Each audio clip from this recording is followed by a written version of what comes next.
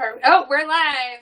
Hey guys, it's the Birth Besties on our Thursday night chats. We wanted to discuss tonight about delayed cord clamping. We've been talking about that a little bit on our page today, and we wanted to dive in a little bit further. So if you have any questions or comments, please don't hesitate to chime in. So, Crystal, what is delayed cord clamping and why should we do it? Okay, so it's really not like delayed as in we wait 15 minutes. It's just waiting 1 to 3 minutes for the extra blood that's in your baby's cord to get to baby. And there's lots of positive health benefits for this. So that's delayed cord clamping. It's literally waiting 1 to 3 minutes to clamp the cord instead of immediately clamping it. Right. And really you could wait longer. Right. But if you have a hospital birth, more than likely they will cut the cord within 3 minutes. But if you have typically with a home birth, they wait until the cord has stopped pulsating completely, or even in some birth centers. So yes. At the time of birth, baby only has about 66% of their blood supply. So waiting to delay the cord, to delay clamping the cord, is very beneficial because it gives baby that blood back that's outside of their body. Right. It really it helps keep them from being anemic, yep. Which is one really important thing whenever you're just coming into the world. And it also increases their, like you said, their blood supply, like how much blood is actually in their body. So right. 66% more is a big number considering they're so tiny and they just entered the world and they went through this big long process. NICU admittance seems to go down whenever there's delayed cord clamping for certain reasons. Right. So they get more iron, they get the white blood cells that help fight infection, they get the antibodies, they get stem cells to help repair their body. One of the things that people question is whether or not, if you choose to do delayed cord clamping, can you still bank the baby's cord blood? Right. And the short answer is that if you do delayed cord clamping, the less you're going to have to bank the baby's cord blood. Right. So the way I talk to my clients and, we talk about this topic is that really they need to decide what are the benefits, what are the risks, and which one would benefit their family more. Right. You can't necessarily have it both ways. Right. And my personal opinion is baby needs that when they're born. I mean, they're able to get those stem cells to help repair their body, and they're able to increase their blood volume and things like that. So that's just how I feel. But like you said, it's a personal decision. And I think cord blood banking was before we really got into delayed cord. Huh?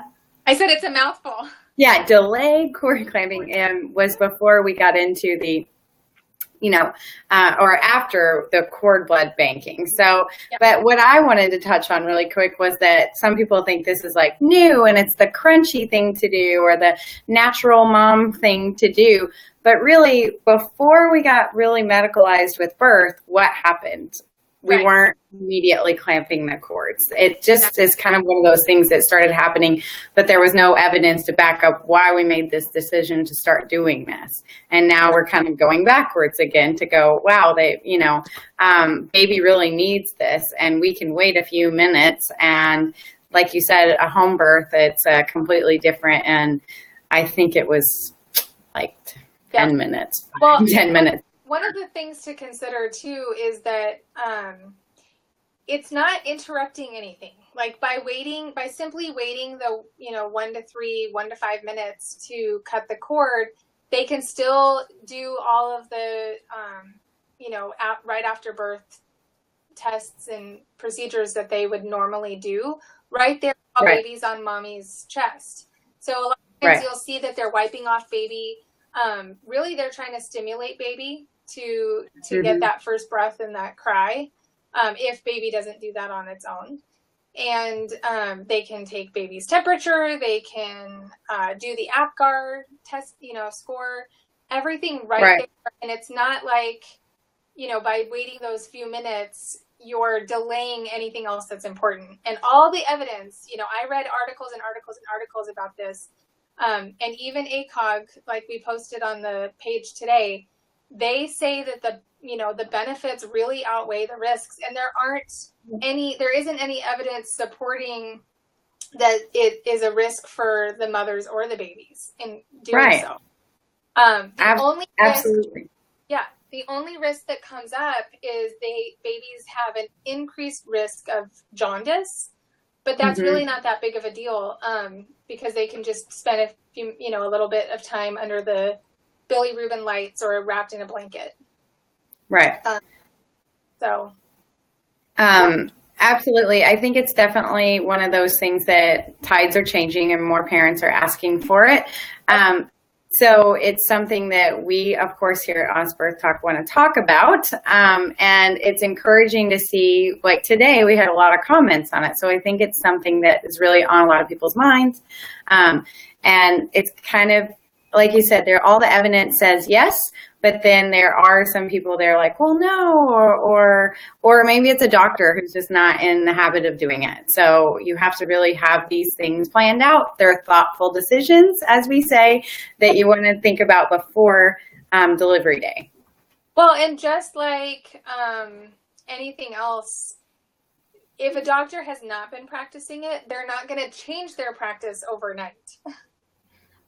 Don't you love working from home? Yeah.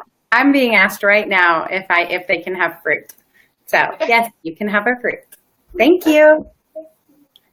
So anyways, it's just like everything. If your doctor's not already practicing it, then they're, probably not going to start overnight. But if you start the conversation with your provider, it might be something that they consider or they do their own research on. And maybe they just haven't been asked that question before.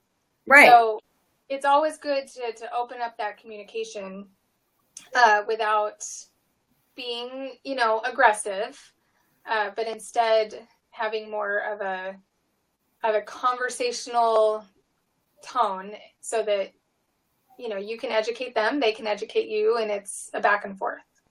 Right, exactly. We don't want to go in with our guns blazing and say, we're going to do this way and this is why, but just have a casual, respectful conversation.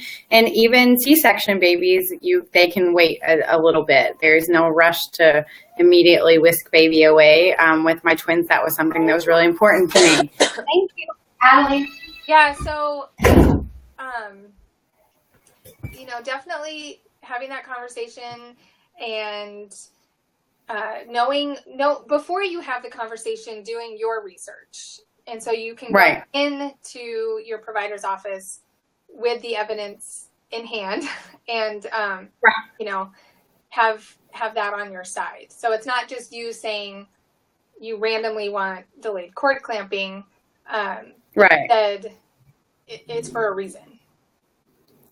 Exactly. Well, so just to recap, some of the benefits of delayed cord clamping are more blood volume, 66% more. I'm so tired. I'm sorry. This is like 30, honest 30 or 30 or so percent more blood volume because than they have inside their body. So when they're born, that blood from the placenta and everything is still their blood. It's just outside of their body. Right. So increased red blood cells, better immune system. What else? Iron. Right. And decreased risk of anemia. So, yeah. Well, maybe we could cover this topic again soon without interruptions from toddlers. And this is Honest Birth Talk, and we're the Birth Besties, and we'll be back on Sunday for our coffee talk. And I got a new coffee mug. I'm so excited. Yay! All right. Bye, guys. Bye. Bye.